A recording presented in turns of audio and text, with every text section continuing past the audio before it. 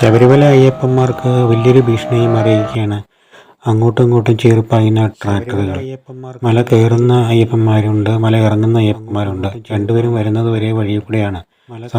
സ്വാമി Ayyappan road വഴിയാണ് മിക്കവാറും എല്ലാവരും വരുന്നത്.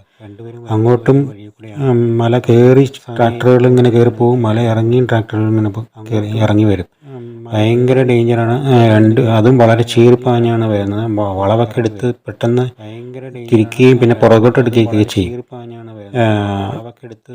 പലരുടെയും പെട്ടെന്നായിരിക്കും അങ്ങോട്ടും ഇങ്ങോട്ടും തിരിഞ്ഞു വരുന്നത്. അപ്പോൾ ഒരു വണ്ടി അവിടെ നിന്ന് വരുമ്പോഴത്തേക്കും വേറൊരു വണ്ടി ഇവിടെ നിന്നും വരും.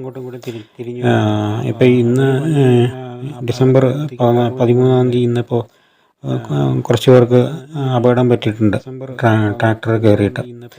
അപ്പോൾ കുറച്ച് പേരുടെ ഗുരുതരം അല്ലെന്ന് തോന്നുന്നു പരിക്ക്. എന്നാൽ തന്നെയും അവർക്ക് വേണ്ടി നമുക്ക് പ്രാർത്ഥിക്കാം.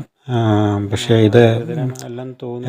ഇതില്ലാണ്ട് മലയിലേക്ക് വേറെ പരിഹാരമില്ലല്ലോ. കാരണം ഗുഡ്സ് എല്ലാ പ്രൊഡക്ട്സുകളും അങ്ങോട്ട് കൊണ്ടുപോകണമെങ്കിൽ പലചരക്ക് സാധനങ്ങളും അങ്ങോട്ട് കൊണ്ടുപോകണമെങ്കിൽ ഭക്തർക്കുള്ള ഫുഡ്സ് അമ്പലത്തിലേക്കുള്ള കാര്യങ്ങൾ എല്ലാം കൊണ്ടുപോകണമെങ്കിൽ പണ്ടൊക്കെ കഴുതുകളെ ഉപയോഗിച്ച്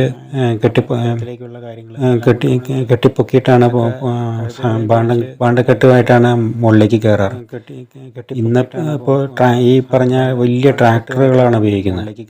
ഇത് എത്രമാത്രം ഡേഞ്ചറാണെന്ന് എനിക്ക് തോന്നിച്ചിട്ടുണ്ട്. ഞാനൊക്കെ പോയപ്പോഴും നമ്മളെ പോലീസുകാരൻ പറഞ്ഞ് മാറി നിൽക്കാൻ പറഞ്ഞു. കാരണം പെട്ടെന്നാണ് കയറി വന്നിരിക്കുന്നത്. പെട്ടെന്ന് നമ്മൾ പോലും അറിയുന്നില്ല, പെട്ടെന്ന് ഇങ്ങനെ വളഞ്ഞിങ്ങ് വരെയാണ്.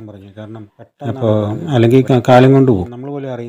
അപ്പോൾ ഇത് കുറച്ചുകൂടെ ശാസ്ത്രീയമായിട്ട് അല്ലെങ്കിൽ സ്പീഡ് കുറച്ച് വണ്ടി ഓടിക്കാൻ ഡ്രൈവർമാരോട് പറയേണ്ട ജോലി ശരിക്കും പറഞ്ഞു കഴിഞ്ഞാൽ ഇവർ ചെയ്യേണ്ടതാണ്. അപ്പോൾ ഇത് എപ്പോഴെങ്കിലുമൊക്കെ സംഭവിക്കുന്ന അറിയാം. സന്നിധാനത്ത് പോലും ഇങ്ങനെ അങ്ങോട്ടും ഇങ്ങോട്ടും ട്രാക്ടർ എടുക്കുകയും ഇറക്കുകയും പെട്ടെന്ന് നമ്മൾ ഇരിക്കുന്ന അയ്യപ്പന്മാർ കിടന്നിറങ്ങുന്ന സ്ഥലത്തൂടെ ആയിരിക്കും പെട്ടെന്ന് വന്നിട്ട് ട്രാക്ടർ ഇങ്ങോട്ട് എടുക്കുകയും ഇത് ചെയ്യുന്നത്. അവർ നോക്കുന്ന ലെഫ്റ്റോ റൈറ്റോ നോക്കുന്ന പോലും ഇല്ല. പെട്ടെന്ന് അയ്യപ്പന്മാർ എഴുന്നേറ്റ് മാറുകയാണ് ചെയ്യുന്നത് അവിടെ നിന്നൊക്കെ. അപ്പോൾ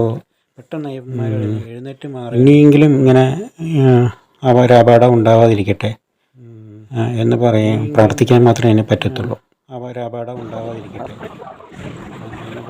പ്രാർത്ഥിക്കാൻ മാത്രമേ അതിനെ പറ്റത്തുള്ളൂ. நன்றி சார். Right sir. நன்றி சார்.